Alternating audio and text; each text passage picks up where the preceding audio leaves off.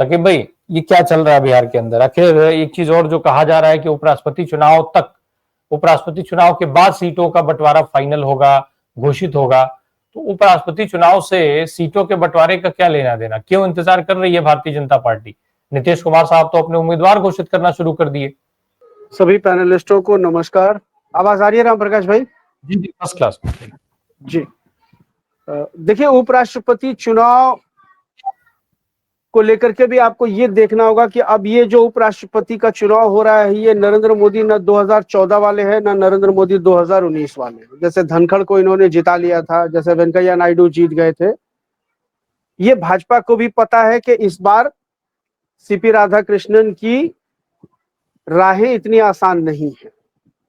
असंतोष भाजपा के अंदर है।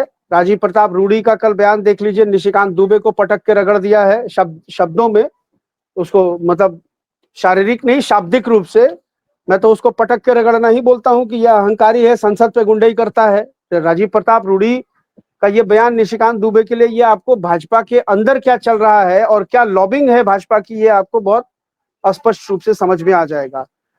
तो भाजपा को यह लग रहा है कि उपराष्ट्रपति चुनाव के परिणाम के बाद उसकी खुद की क्या स्थिति रहती है, सरकार बचेगी कि सरकार चली जाएगी। क्रॉस वोटिंग हो गया, मान लीजिए अगर विपक्ष के जो वीपी के उम्मीदवार हैं वो जीत जाते हैं, तो निश्चित रूप से यह माना जाएगा कि सरकार अल्पमत में है, सरकार के पास बहुमत के बराबर वोट नहीं है। तो ये तमाम चीजें। लेकिन नीतीश कुमार को अगर आप देखते हैं, देखिए नीतीश कुमार बहुत घाघ पॉलिटिशियन है। आप उनको जितना भी डिस्क्रेडिट करने की कोशिश कर लीजिए, हम लोग यहाँ बैठ करके, मैं बार बार कह रहा हूं कि आप नीतीश कुमार जी को इस चुनाव में, अगर आप 2025 के चुनाव में आप नीतीश कुमार को अप्रासंगिक नहीं मान सकते हैं। 2030 में क्या परिस्थितियां होगी मैं नहीं जानता हूं। कन्हैया ने भी अभी कहा है कि 2025 में नीतीश जी पोस्टर पर दिख रहे हैं, 2030 के चुनाव में ये पोस्टर से भी गायब हो जाएंगे।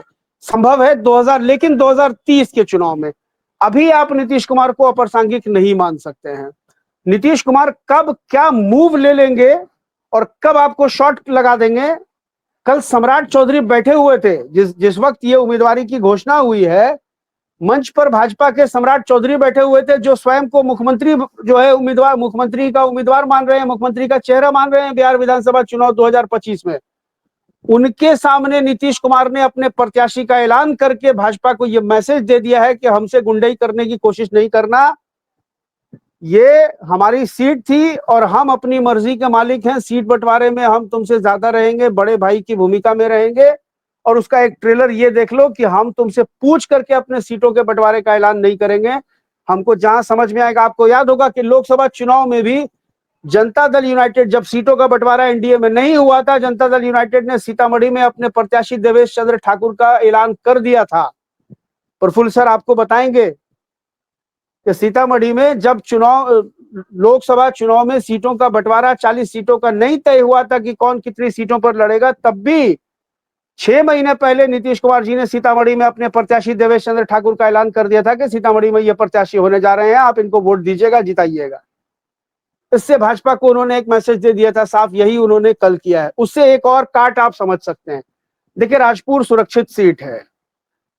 ये जो संतोष कुमार निराला हैं, ये भी दलित समाज से आते हैं। मौजूदा जो विश्वनाथ राम कांग्रेस के विधायक हैं, वो भी इससे आते हैं, दलित समाज से आते हैं। तो और वो जो इलाके हैं राम प्रकाश भाई, बक्सर का इलाका है, सासाराम का इलाका है, वो मगध शाहबाद के कुछ इलाकों पर बसपा का भी प्रभाव है, चूंकि उसकी सीमाएं उत्तर प्रदेश से सटी हुई। बिहार के मौजूदा जो अल्पसंख्यक कल्याण मंत्री जमा खान है, वो भी बसपा के टिकट पे चुनाव जीत के आए हैं।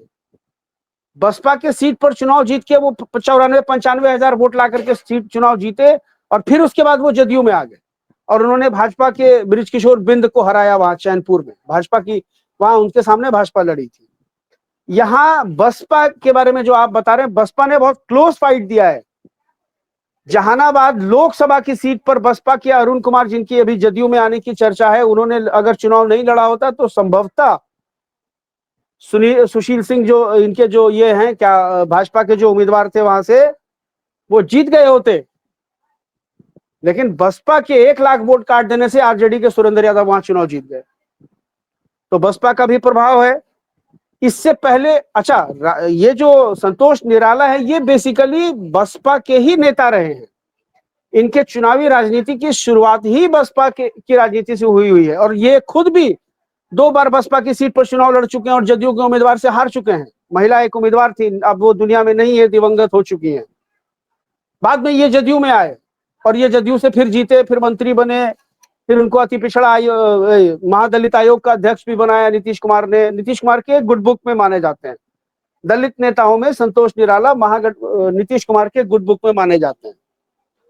ऐलान करने का एक बड़ा मकसद यह है कि एक तो ये एनडीए के इंटरनल सर्वे में ये बातें बार बार सामने आ रही हैं कि राजेश राम को प्रदेश अध्यक्ष बनाने से गैर पासवान जो महादलित जातियां हैं, क्योंकि दलित में अब सिर्फ बिहार में पासवान है 5-5.5%, बाकी जितने 15.5% की जो आबादी है वो सब को नीतीश कुमार ने महादलित की कैटेगरी में डाल दिया है। उस महादलित की कैटेगरी में सबसे बड़ा जो वर्ग समूह है वो रविदास समाज का है, जिससे राजेश राम आते हैं और जिससे संतोष निराला आते हैं। तो नीतीश कुमार को ये, और महादलित समाज नीतीश कुमार का वोटर रहा है, बड़े पैमाने पर नीतीश कुमार को महादलित समाज के वोट मिलता रहा है। तो इसलिए नीतीश कुमार को भी पता है कि राजेश राम का एक इम्पैक्ट है। महादलित समाज का एक बड़ा वर्ग जो है कांग्रेस की तरफ जा चुका है। राजेश राम में उसको डिप्टी सीएम बिहार का दिखाई दे रहा है। ये अलग बात है कि राजेश राम कभी अपने आप को डिप्टी सीएम नहीं बोल रहे हैं, कांग्रेस का कोई ऑफिशियल स्टेटमेंट नहीं है, जैसे मुकेश सहनी बोल रहे हैं कि हम उप मुख्यमंत्री बनेंगे, हम उप मुख्यमंत्री बनेंगे, ये तमाम चीजें। लेकिन अंदर खाने की ये खबर है कि राजेश राम को डिप्टी सीएम भी बनाया जा सकता है महागठबंधन की सरकार आने पर। तो अगर महागठबंधन की सरकार आती है और राजेश राम डिप्टी सीएम भी बन जाते हैं तो जो कुछ भी बचा कुचा नीतीश कुमार के पास महादलित वोट है वो सब झाड़ पोछ करके कांग्रेस अपने पाले में कर लेगी, पासवान बिरादरी को छोड़ करके। तो ये तमाम चीजें ध्यान में रखते हुए सबसे बड़ी बात यह है कि ये जो सीट बंटवारे का प्रेशर, देखिए नीतीश कुमार के ऊपर कोई प्रेशर नहीं है सीट को लेकर के। मैं इस सेंस में बोल रहा हूं आपको, मांझी जी 20 सीट मांग रहे हैं किससे? नीतीश जी से थोड़ी मांग रहे हैं, भाजपा से मांग रहे हैं। चिराग पासवान जो मुरैठा टाइट कर रहे हैं वो नीतीश जी से थोड़ी कर रहे हैं, वो भाजपा से कर रहे हैं कि हम 47 सीट पर लड़ेंगे, नहीं तो हम अकेले लड़ जाएंगे। उपेंद्र कुशवाहा जो सीटों की डिमांड कर रहे हैं वो जदयू से थोड़ी करेंगे, वो भाजपा से कर रहे हैं। तो नीतीश कुमार को अलाइंस पार्टनर का कोई टेंशन नहीं कि हमको इनको अकोमोडेट करना है।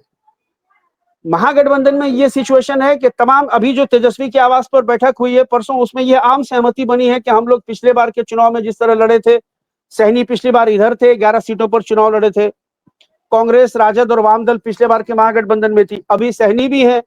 2 और नई पार्टियों की एंट्री भी हुई है जिसमें जेएमएम भी है और पशुपति पारस की राष्ट्रीय लोक जनशक्ति पार्टी भी है।